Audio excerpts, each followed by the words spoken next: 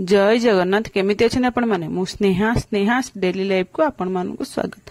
आपण माने एठी आज देखि पारते मोडी पणस मंजी केमि काटिकी रखिछि।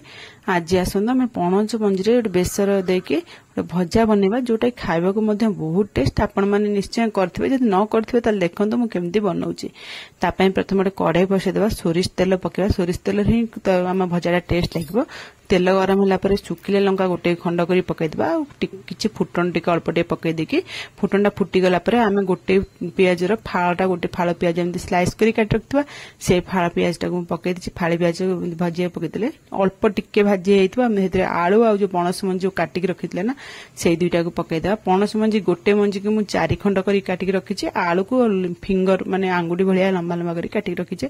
बेसी पतला करबेनी कि पूरा मोटा आलू करबेनी। आ पणस मंजी को 4 खंड करिवे, बेसी मोटा करबेनी नहले हमर सिजिया को टाइम लागबो। आलू शीघ्र सिजिबा, पणस मंजी सिजिबेनी। ताको पकई के हमें घोड़े की हमें भाजी आमे लूण हळदी किछि पकेबानी। प्रथमे खाली ताको एमति घोड़े की 5 मिनिट खंड आमे भाजिया मीडियम फ्लेम करके।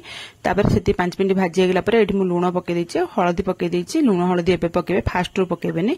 तापर आमे जति काइना फास्ट पके दिला हमर जति जो कसा अंश थाए तार सेतरे लूण हळदी सहित मिसि जोय ताए सेटा मरि गेला परे आमे लूण हळदी पके के फेर आ 5 मिनिट खंड एमति घोड़े की त घोड़े के लो फ्लेम करके हम भाजिबा। 5 मिनिट परे आमे सेटा भाजिला भितरे चलंत आमे देखिबा ता पई मसला मु केमति रेडी करछि। मसला पई हम प्रथमे करछ सोरिष गोटे चामच नहीं आ जीरा गोटे अधा छोट चामच नहीं।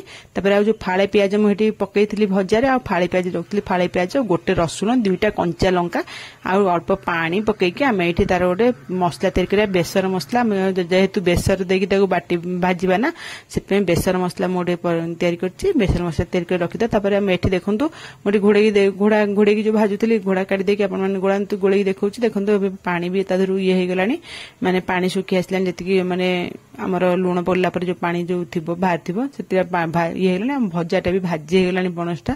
आम एई टाइम रे बेसर मसलाटा पकई देबा।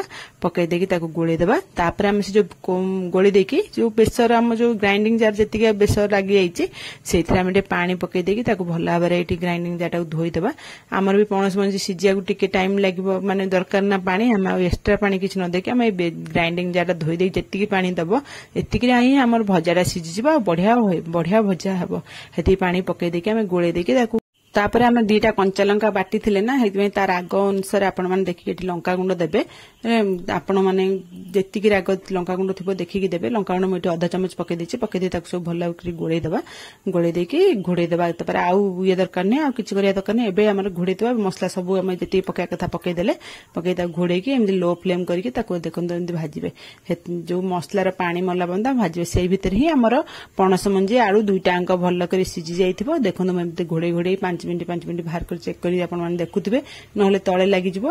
एंता तापरे एबे हमर प्राय हेई गलानी येटा भजाटा। आलू भी सिजि जाय गलानी आ पणस मंजी भी सिजि गलानी। आपण माने देखिबे त आपण माने कले ही जानिबे। आ बेसी पानी एथरे बिल्कुल देबेनी, नहले हमर भजाटा बेसी ये हेई जिवो। एबे देखनु मु गैस बंद कर देली। हमर भजा पूरा हेई गलानी। मु आपण मानु कहि देखौछि। देखनु भजा केते माने ये हेई के अछि, खोला खोला हेई के अछि, किंतु भजा भी आलू आ पणस मंजी भी सिजि जाइछि। एई भजाटा ना पखाळ भातरे खाया को बहुत बढ़िया लागे। आपण माने एई भली थारे तयारी करी देखंतु, पखाळ भातरे खाइबे।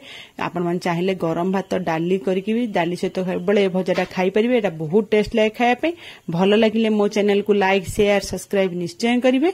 आपण मानकु जदि आज मोर रेसिपी भल लागिला मते कमेंट माध्यम रे निश्चय जानिबे केमिति लागिला आज मोर रेसिपीटा। पणस मंजी त एबे समस्त घरे थिबो। आपण माने एई भली टाइप रे पणस मंजी रे भजा बनै की खांतु, देखंतु बहुत टेस्ट लागिबो। रहुची काली आपण मान पे गोटे नुवा रेसिपी नै आसीबे। जय जगन्नाथ।